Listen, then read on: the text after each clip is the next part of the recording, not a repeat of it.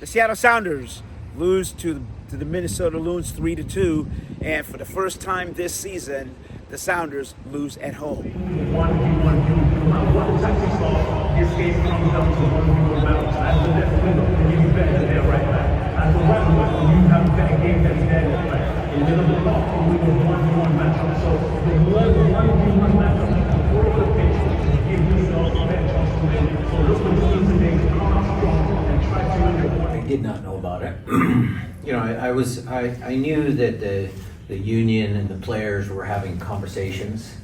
I did not know that negotiations had, either gone good or bad. I didn't know that because, I didn't pay quite close enough attention.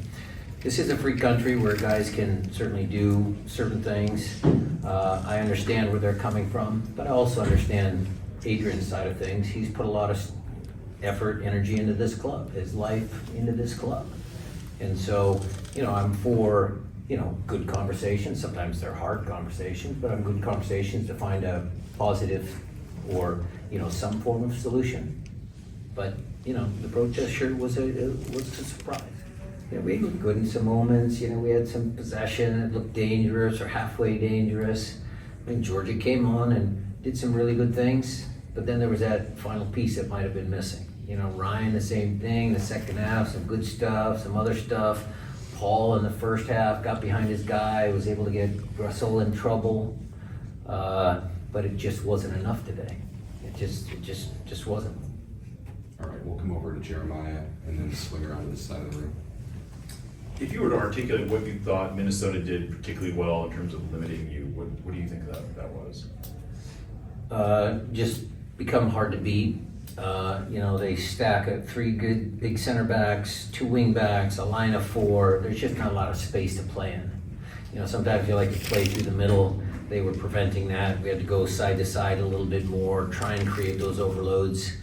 I think they did a good job, but that's true to who they are. I think for us, again, I think our guys were, again, it's hard to say, again, a lack of patience, but we needed to be more dramatic in some moments when we had the opportunity, and then a little more patience, like towards the end of the game where we were, still in the game at 2-1 and still in the game at 3-2, but we were kind of rushed in some of those moments.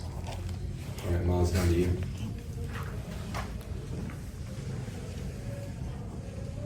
Yeah, Brian, how would you rate the play of your 6 and your 8 in the middle there in terms of Christian and Obed? Yeah. It was fine. I mean, Obed was more of a tactical switch for this game. Last game I took him off because I didn't think he was playing up to his potential, but for this I wanted to keep Albert on the field for set pieces and stuff like that. And we needed to get a second forward in there. I mean, it was pretty clear. And Osaze came on and did a good job. Did Jackson Reagan going up push Christian back a little bit more than you would have liked? No. Yeah. I don't think so.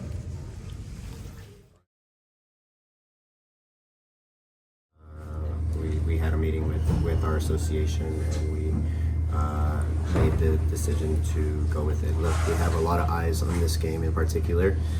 It is the only game that was being played on Sunday, and so we felt that it would make a statement. Unfortunately, it didn't come with a win, but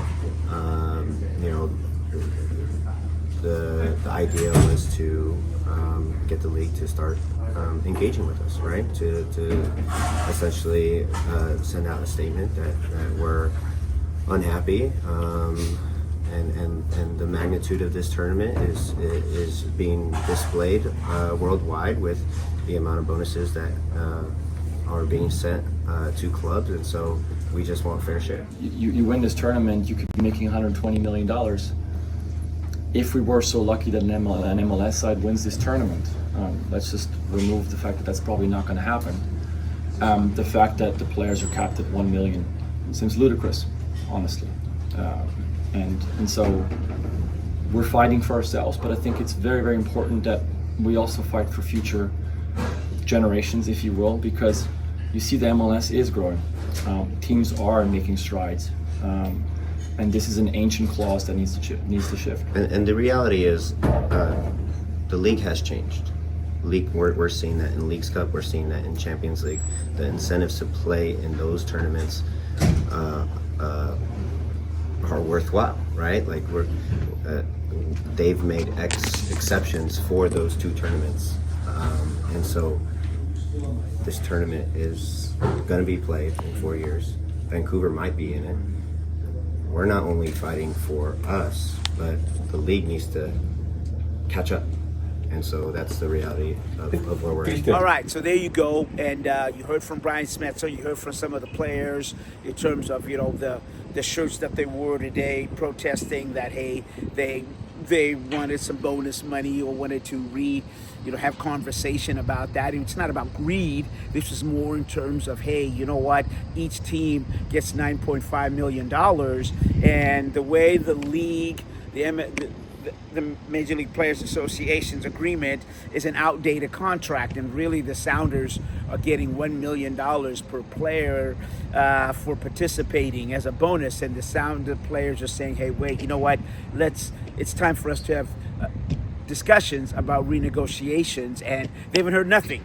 And so they said, you know what, this was the only avenue that was left with, 2 weeks away from the Sounders hosting Botafogo. But also, today they lose 3-2, as I said, to Minnesota, and it was a first half in which the Sounders lethargic, and it was 0-0 at half. And in an 8-minute span, 4 goals were scored. And the issue with the Sounders here, ongoing issue, lack of creativity in the final third. The buildup was okay, but once they get there, one player moves, one player doesn't, and again, discombobulations in the final third. But I also say today, the defense.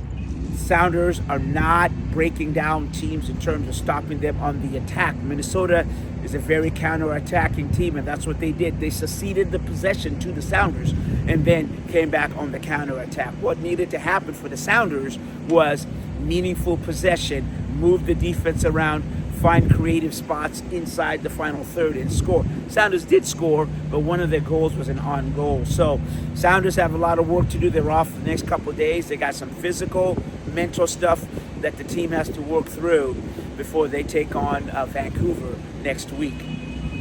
For the CascadiaSports.net report, I'm Osvita Mara here, and thanks for watching. Thanks for listening.